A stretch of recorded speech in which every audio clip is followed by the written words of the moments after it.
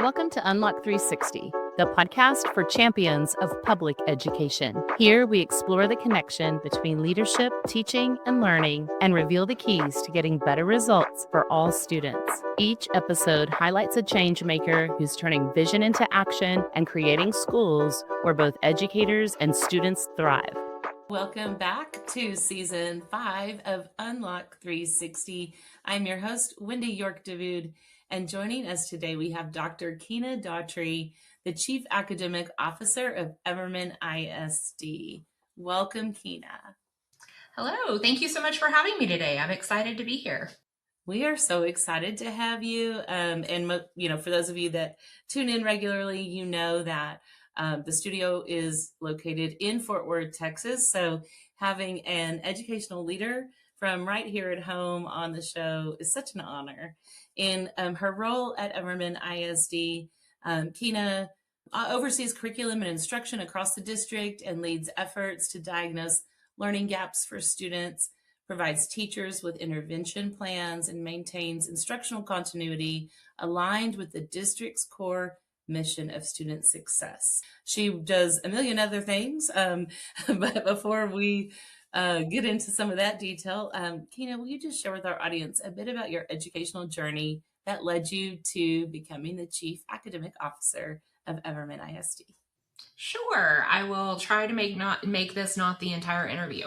I feel like I was born an educator. I have always loved learning and the process of learning, and I've always found a tremendous amount of joy for my soul in sharing the learning process with others. And so even though I am in the role that I am today, I genuinely believe I'm still a teacher at heart, and I just teach others so that they can still go impact those in the classroom. And that's really something that I've kept as a core tenet of who I am every time I've had that opportunity to move up, is not in changing the title or the role or anything like that, but how much impact can I have on students? And that's really what pushed me out of the classroom, was having more impact on students. And not that I was ready to be out of the classroom, just that I could have more impact on students. And so I loved learning as a kid, but I had learning struggles. I was a student that moved around a lot.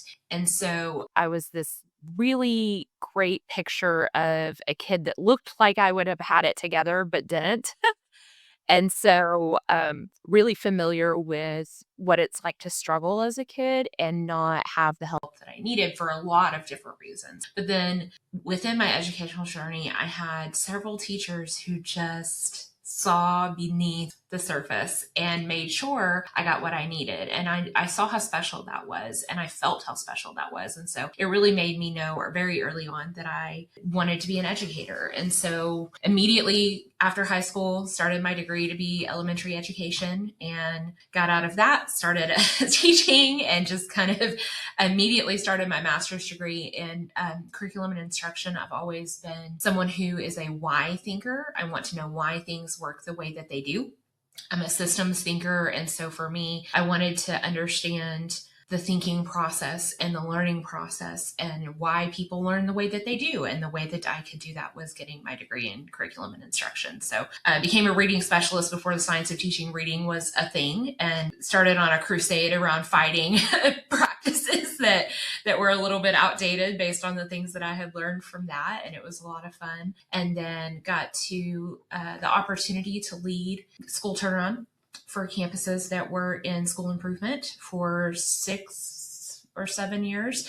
Time, after a certain amount of time, just kind of bumbles away. But I think 6 or 7 years as a school turnaround principal. And then while we were entering COVID, the year we entered COVID, I was finishing up my doctorate degree in coaching and mentoring. And so my doctorate degree is in educational leadership, but I specialize in coaching and mentoring. I knew that I wanted to support campus leaders and district leaders, because having led a campus and school turnaround, it was very obvious to me that teachers with the right administrators get a lot of support, but administrators very rarely get a lot of support that they need to be able to function at a really high capacity. And so I wanted to be able to provide that support for principals and district leaders. And that's what led me to Region 11 as an administrator coach. I got to partner with many districts in the Fort Worth area. I worked with a lot of school districts, both large and small, and then had the opportunity to work with Everman as their coach, and then got to come on board with them as their chief academic officer. So a little bit of background around how I ended up where I am today.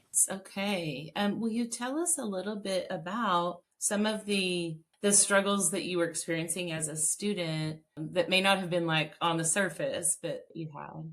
Yeah, I mean, we moved around a lot whenever I was a kid, and it was for all kinds of different reasons. We didn't have a lot of money. We were definitely in an area of what I would consider poverty range, and we were classified kids today as McKinney-Vento. Okay. And so constantly bouncing around from like family members and just all these different places. I was in 14 different high schools before I graduated high school, all of those kinds of things. So it was easy to look at my HQIM folder and just say I had gaps because I had moved around, which was true. That was absolutely true. But then it took a very long time before a teacher was able to see that I was actually dyslexic and GT. And so I had this really, it was just kind of navigating this, something's not clicking, but I don't know what it is and nobody's really investigating kind of thing. And basically just had to, out of sheer tenacity, learn how to read because I was determined. And a part of that speaks to the twice exceptional part where being GT and just refused to not know how to read. But it was still a struggle for a while. That very much so impacted my decision to become a reading specialist and get my degree in curriculum instruction, specializing in reading K through 12 because of what I had experienced. I had experienced those struggles and I didn't want other kids to have that. Or if they did, I wanted to be able to catch it and I wanted to be able to see it real time in the classroom. And that was something I will never regret doing because it helped me help many more kids because I could see things that on the surface teachers aren't taught to look for. Yeah, such a beautiful story. And a beautiful story, inspirational, resiliency, like all of those things. Thank you for sharing that. Absolutely. Yeah. Okay. And then you mentioned that, you were serving in some roles in a school district. Were you in more than one school district before you went to work for the Regional Education Service Center? I taught in 2 different school districts, and then I was a principal in 2 different school districts. I was a principal for a school district in Oklahoma for a year, and then I came back to Texas, and just much more my jam, something I'm much more comfortable with, and was a school turnaround principal for the 6 years that I was in Texas as a principal. Okay. So there is something to be said about not only working for multiple districts, but also serving multiple districts and the role that you had with the Regional Educational Service Center. In that, I know in my experience, it is really eye opening the differences that you see, even within the state, but also I'm imagining there were some real eye opening things that were different from between Texas and Oklahoma as well. Oh, very much so. Very much so. It was really interesting because of just, it wasn't so much what was different, it was how they do things that was different. But the what was very similar. Kids were kids, teachers were teachers. Those kinds of things are the same. And I think that was something that I didn't anticipate learning when I worked at the service center either. I had the opportunity to work with the 2 largest school districts in Region 11, Arlington and Fort Worth ISD. Okay. Tens of thousands of kids. And then I had the opportunity to work with school districts who have 56 kids. And so the full gamut of scale I was able to see. But what surprised me about that experience was there were so many more similarities than I thought that there would be. I did not anticipate there being as many similarities and that there being so many applicable things to coach people around that were so similar. There were nuances and things like that for sure. And it's all scale, right? And so like the scale of things was different and that added complexity. But I was genuinely shocked to see how many similarities there were. And then I also was appreciative of my first year of principalship because that was a really small town, but I had to wear all the hats. So that gave me a lot of really good experience to help with these smaller schools because that's a different nuance that they have that our bigger schools don't have to deal with. So it was just a really good experience to be able to flex the different experiences that I'd had and to see those come together in real time. And then in your role in Region 11, what were some of the similarities between districts that really stood out to you when it came to like topics or areas of need for coaching? That's a fantastic question, Wendy. I think one of the things that the top one was systems development and then change management. Those were the two things that I think were the most prevalent and most applicable across all districts that I worked with. And that's still true today. No matter what I do, it's being able to develop systems that people can understand and that are clear, and then being able to manage that in a change management way that ensures people feel like this is being done with them and not to them. Exactly. Yes. I agree with that. That's something that I'm just really passionate about. I became really intentional about change management probably around my second or third year as a campus principal, and that's just something I've carried with me throughout my leadership journey. Can you share with those tuning in a couple of tips or tricks? Yeah, I would love to. I could talk about change management all day long for the rest of my life. So something that I worked with, part of the role that I got to do at Region 11, it was one of the best opportunities that I ever got for professional development, for leadership development, and for just exposure to all kinds of different things. I also got the opportunity while I was working with them to partner with TEA in many different ways. And I know that to some people would be like, oh my goodness, but I loved working with TEA. I loved working with they were very smart people. And we worked together on a lot of different projects. One of those was developing coaching mechanisms that embedded change management into their systems so that we could work with schools across the state of Texas to support them with learning change management. And so one of the models, there are a million change management models. I will never say that like this is the only one that you could use, but the one that stood out and stands out amongst many that I worked with TEA to develop systems out of is called Noster's model for complex organizational change. It's KNOSTER, Noster's model. And I think what's powerful about that particular model is it takes into consideration complex organizational change. And I don't know another way to describe school districts.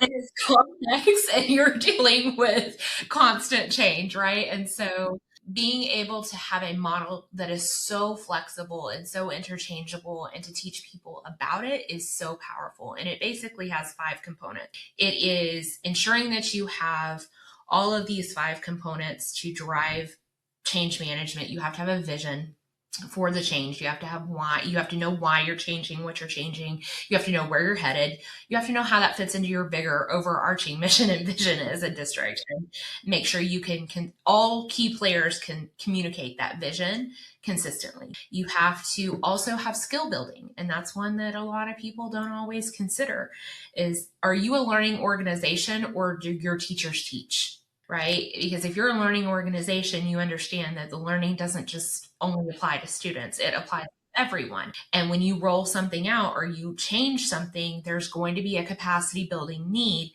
throughout your organization. So you have to build skill and capacity to be able to do the thing that you're wanting to do. The other one that is probably, I would say, most misrepresented is motivation. And a lot of times leaders will misinterpret when adults specifically seem resistant. They will just say that, oh, they're just being resistant because they don't want change. They don't like change. They're resistant to change. And that's very often untrue. Less than 5% of people are actually resistant to the change. There's usually something else in this change management model that's missing. And they would rather appear resistant than admit that these things are missing, or feel like they are, or admit that they maybe don't know how to do it, right? Exactly. Yeah. The fourth one is super complex. It's resources. And usually as educators, we're great at the templates, the books, the lesson plan template, like we're really good at the physical tools and resources that we need. But a lot of times we don't consider the human resources and the bandwidth that they're going to need to take on this new thing. We just pile and pile and pile and pile and pile, and we don't consider, is there anything we need to take off or strategically abandon? We don't consider a lot of times the emotional resources of dealing with a change, because there is often a grief cycle of like letting go of something else and changing the way that we do something. Yeah. And the change owner is going to be the one receiving all of that emotion. And if you don't know how to process and deal with all of that, then that can get a little tricky. And then there are the operational resources. Do you need to change your master schedule? Do you need to change communication strategies? Do you need to change things at an operational level to make this work? And so those 4 types of resources, we're usually good at leveraging one of them, but the other 3, if we don't have them, can be kind of complicated. And then the 5th one is having an action plan, having all of these pieces articulated, communicated with clear roles and responsibilities so everybody knows who's doing what and they can go execute. Mm-hmm. And so if the powerful part about this model is that if you don't have one of these pieces, it causes emotions in people to come up. So if you don't have vision, it causes confusion. If you don't have skills, it causes anxiety. If you don't have motivation, it causes resistance. If you don't have resources, it causes frustration. And if you don't have an action plan, it causes a lot of false starts. People will be really, really busy, but nothing will get done. And so, and then if you're missing more than one of those things, then you get multiple emotions. And then as the change agent, you're getting all of these emotions being thrown at you and you're like, I don't know what's wrong. We're just trying to do this thing for kids. Nobody is arguing with you that we're trying to do this thing for kids. There's just pieces that are missing that inhibits us from being able to do this well. This helps kind of give us a mechanism to plan for and anticipate what is needed in an organization for managing change well, so that it's done with people and not to them, and then course correct if something goes wrong. We can identify that rather quickly if we leverage a model like this. I love that. And I think our audience will really appreciate you know, educating them on that or reminding them of those key pieces, because, you know, you're right. There's a whirlwind and everyone's just spinning and trying to do. I also agree that, you know, most of the time people aren't just resistant to changing. There's something else missing. And I mean, most people are here for the right reasons. They really are. So they want to do good by a kid. They want to get along with their colleagues. They want to serve the community. I mean, most educators are in it for the right reasons and have the right hearts there. And yeah. Most people don't get out of bed every day and try to figure out how to make it more difficult. Oh, but it is so complex. And it's, on one hand, it's, you know, I love Michael Fullen and Joanne Quinn's, in the coherence research, they speak to complexity. Like, it's really pretty simple what you need to do, but the complex part is the people, the systems, the change that happens that's beyond your control in the environment or the political arena or all of those other pieces. So many pieces cause it to not be simple and it becomes complex. Yes, absolutely. And then it's all moving, it's all happening around you. And then you're one person initiating a change, and then 15 other people are doing other micro changes around them. That's what managing organizational change is. That's what makes it so complex. Is there's never just one person initiating change. So true. And then you're in it. So it's sometimes hard to see what you can't see, or, you know, what's right in front of you. You know, it's like you need that, that person, that coach, or that team that can take a look from a different perspective. Super powerful stuff, Keana. And okay, so now fast forward to, you have become the Chief Academic Officer of Everman ISD in Fort Worth. Tell us what took you from your work in the Regional Educational Service Center to where you are now. Well, quite honestly, it was part of being able to work at the service center. One of the districts that I had worked with for 3 years as my work at the service center was Everman ISD. I had the opportunity to coach our assistant superintendent and the directors that are in the curriculum and instruction department. And so had a really strong relationship with them, got to meet all of their campus principals and leadership. So just had a really strong relationship with all of the district leaders coming in and built a strong rapport with them. And, it was just one of those things that the timing was really good. I was itching to try something new and different and to not necessarily broaden my impact because I was working with things that were helping a lot of kids when I was working with Region 11, but to see that impact in real time was something that I was looking to get my hands into again. And being so close to where I was and being a district that I loved made it really an easy step for me to make because I had the opportunity to work with a lot of different districts, but you don't always get the opportunity to interview for 3 years, and you don't get the opportunity to interview the people that you work for 3 years. And so knowing that we had aligned values and that we believed the same things and that those beliefs moved into actions was really important to me. Okay. And that was a big part and a big factor. I knew that I could trust the leaders in this district to believed because I'd seen them do it in real time. And so for me, that was a big factor is they walk the talk. And that matters to me is being able to do the right things for kids. Indeed. Yeah. Okay. So that sounds awesome. And when did you accept the position? How long have you been there now? In May, I made that jump. Okay. Well, tell us, like, where is Everman in terms of vision and, really implementing vision at the school sites in a way that impacts classroom instruction and learning? I really love that question. Our vision is one goal, one purpose, student success. And I think that it's catchy, it's great, but I think that we are really working very hard to make that into a reality as well. And so we go all in for kids. And so we have been kind of on the forefront of the HQIM. We've been on the front lines of that for a long time as a district. And so being able to provide our students with high quality instructional materials and train our leaders with kind of this relentless pursuit of excellence is where we're headed with that. And we're just streamlining our systems so that everyone deserves a coach and everyone gets a coach is kind of where we're headed in that. And so that we have this one goal, one purpose, student success, but what does that really mean within our organization? So right now we're reworking our board goals and our strategic plan to really align all of our actions and the things that we're trying to do really giving us this outcome. And just streamlining things instead of just doing more. We're just getting really intentional with the things that we do and wanting to do them really well. Yes, that's fantastic. Have you seen since, I guess, May, you haven't quite hit a year yet, but have you seen some changes that are having a positive impact in the short time you've been there?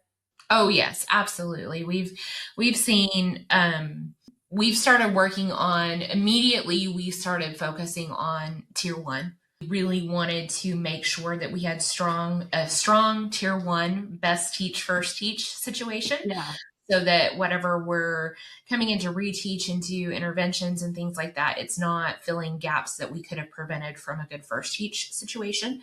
So we were doing that twofold. We're doing that through shoring up our HQIM and then making sure that our PLCs for internalization are really purposeful and intentional.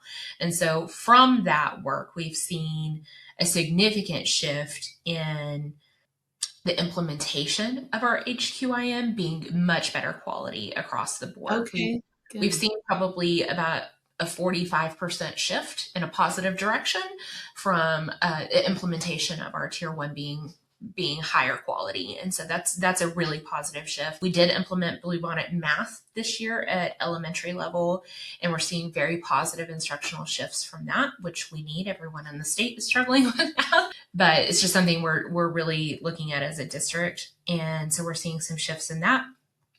And then the other thing that I would say is I primarily spend most of my time doing a few different things. I spend most of my time as either supporting our campuses that are in school improvement and coaching our campus principals. And so we have 10 campus principals.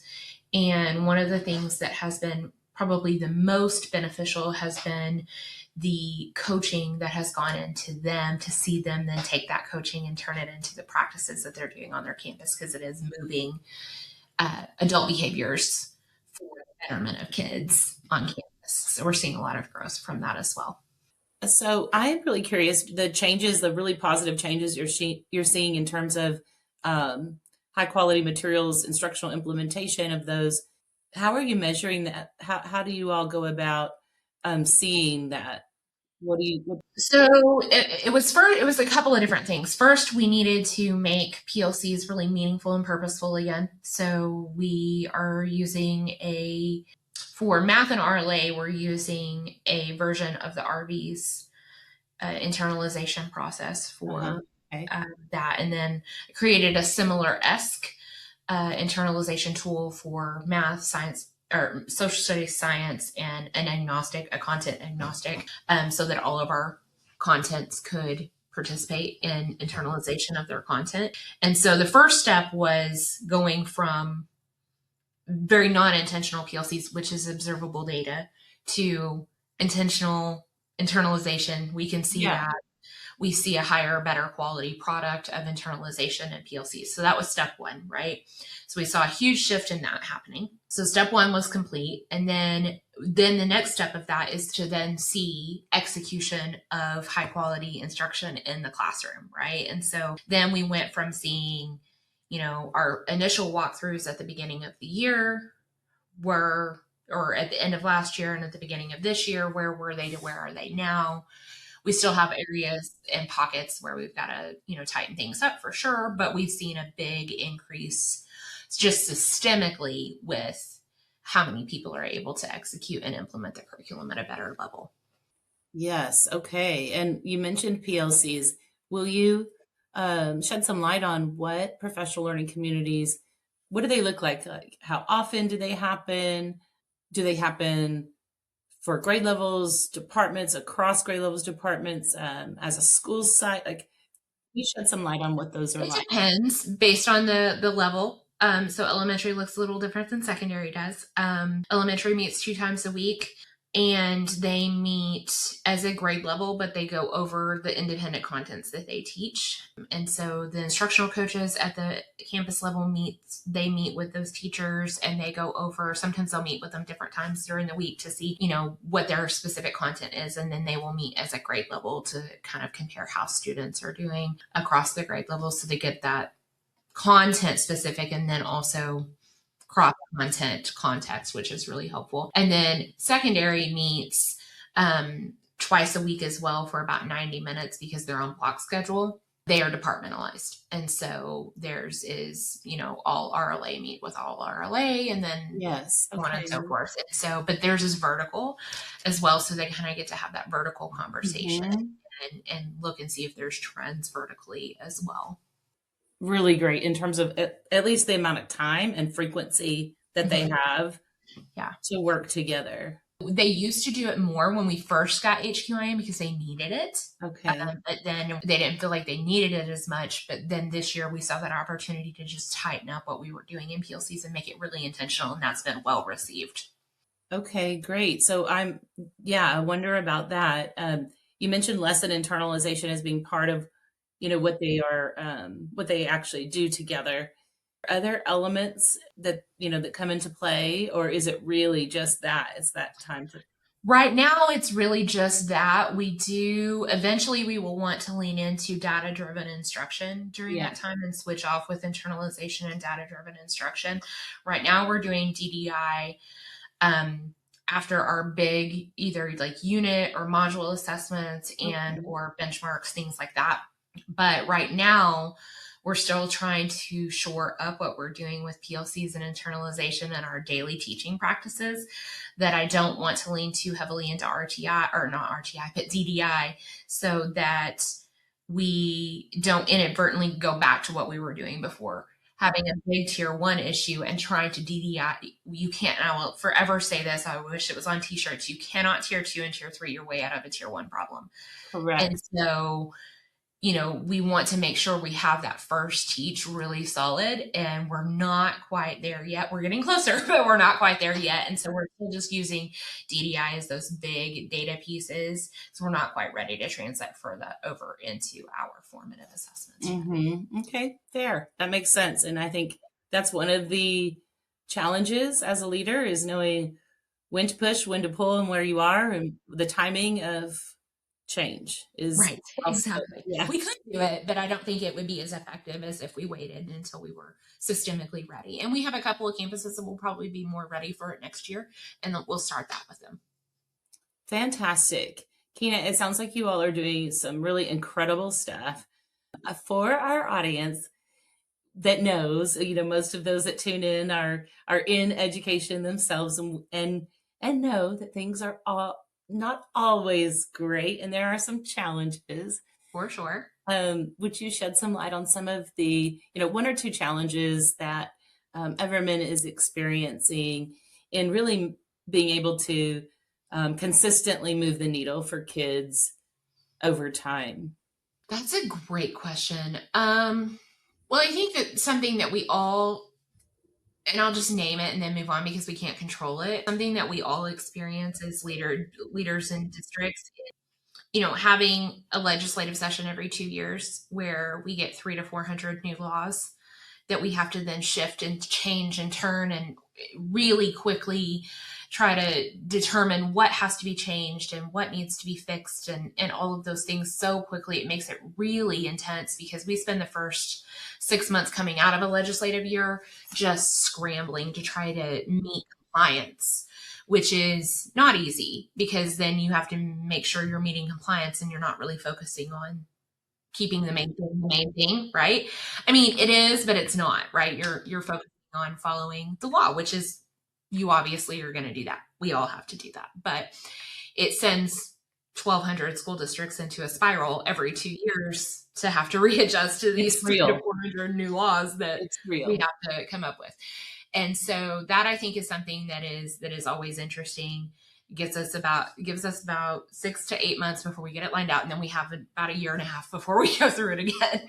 So that's something that keeps us from moving the needle. I am very well versed in school improvement and our accountability system. So I think that something that can keep you from moving the needle is not understanding that and understanding how that system works, knowing how it works, and knowing how to, for the lack of a better term, play the game. Yeah. Knowing how to move students, knowing what to focus on, knowing how and where to put your efforts to get growth is really important in that. And if you don't know how to do that, you'll work really, really hard and you won't have anything to show for it. So I think that can be sometimes difficult. And then funding. I think that's always an issue, is, funding being tied to obviously attendance and ADA and then us losing, I think a lot of school districts are seeing downward trends in enrollment and things like that. And so, just trying to project those things can be really difficult. So from a district level leadership position, it can be kind of interesting to be able to long-term plan for 4 or 5 years out when you've got 2 legislative sessions in that 5-year cycle, and you can't really truly predict what your enrollment count's going to do. So those are things, again, you don't have any control over it, but those are things that make it harder to do the work well. But at the same time, if you stay focused, you look at trends, you look at data, you can still keep your focus on what it needs to be. It just there's a lot of things competing for that. Yeah, indeed.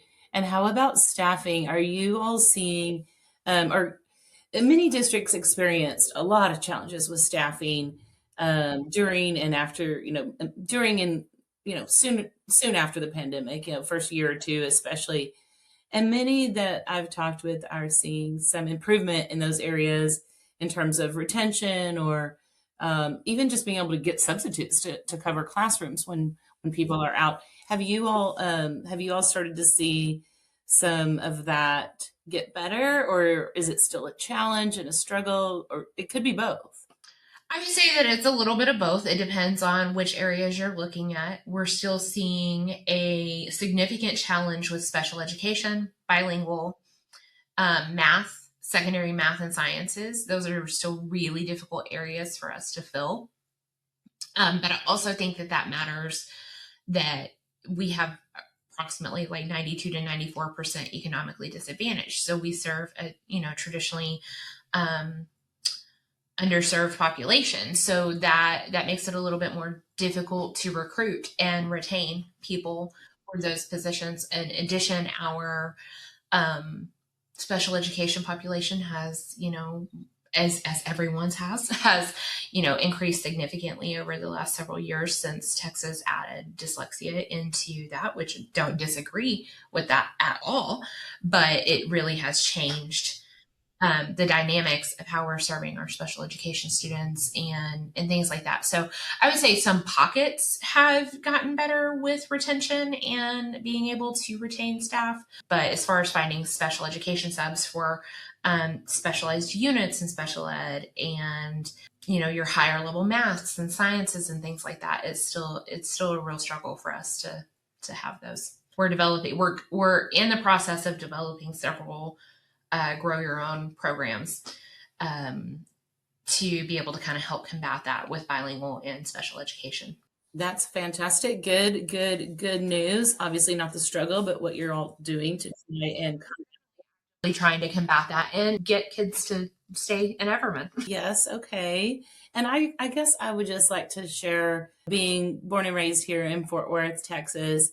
It's a really great place to live and to work and to raise a family. And in fact, I was here all the way through high school, and then moved away for college, lived in College Station for a while, Gigamags, then moved to Houston. That's where I started my career as an educator, worked for Alief ISD, then relocated to Southern California and continued my career as an educator, the Paris Union High School District. And I guess I will just say, having began as a substitute teacher in Bryan, Texas, and then actually, serving in some classrooms, volunteer student teacher type work in Houston, Texas. In both of those experiences, yes, there were some students that may have been underserved, but not as many as my very first classroom teaching position in Alief ISD, and then the one that I took on in the Paris Union High School District in Southern California. Our population was around 90%, or more students who were considered at risk, which I actually like to say at opportunity. For those listening, there's no way I would be where I am today in my educational career without those experiences and the joy that you experience when you are able to serve kiddos that really need the love and the support and the instruction and it's I wouldn't have changed it for the world. And I would just add to that, and the high expectations. Correct. Yes. And the high expectations, because these kids all of our kids can, and they just need someone with they need lots of someones with a fierce belief and a refusal to give up. They will. Yes, and someone who fits into a learning organization that wants to learn and grow and is willing to take the coaching, go to the trainings, try the strategies, and you'll pick it up, you'll get it, and it'll be hard to find anything more rewarding. So, Keana, and for those listening who maybe you are a newer teacher or looking for a change, where could they go if they wanted to look for a position in Everman ISD as a teacher, maybe as a substitute, or even, administrator. Yeah, we would love that. Absolutely love that. You can always visit us at evermanisd.org, or you can reach out to me at kdaughtry at eisd.org as well. I would love that. That would be wonderful. Yay. Okay. Thank you so much. And just to, wrap up here, Keana, if you wanted to give a shout out, I think sometimes education it can feel like a thankless job, and, because it's really hard. And sometimes, all the scrutiny that may come from just the general public or the community, it can be hard. And so, I thought, let's end with something fun. Let's do a shout out to an educator or a leader who really inspired you or put a mark on your life. Who would you like to? I love this question, and I love the spirit of this question, because you're right. It just gives us an opportunity to give people flowers, and we don't get to do that enough, and I appreciate it. I would love to take the opportunity to shout out my aunt, Dr. Tanya Larkin. She is currently the executive director of Region 16 Service Center, but she has been an educator her entire life as well, and I grew up just attached at her hip and grading fake papers in her classroom after school with her. And I fell in love with being a teacher before I ever even started school because of her. And so getting to see her leadership journey and getting to learn from her as she has gone through the ranks and gone up in her leadership journey has just been the pleasure of a lifetime, and has really influenced how I lead and what I do every single day. And I could not thank her enough for that. I love that. What a great aunt. I love that so much. Thank you. And thank you, Keana, for being on the show today. Thank you so much for inviting me. I appreciate it. Have a great one. You're welcome. All right, everyone. That's a wrap. See you next time. Thank you for joining us on Unlock 360. If this conversation sparked new thinking, share it with a colleague and keep the dialogue going in your school district. Public education is complex work, and progress happens when leadership and teaching move together. I'm Wendy York Davoud. Until next time, keep building the systems that unlock what's possible, because strong leadership drives deeper learning.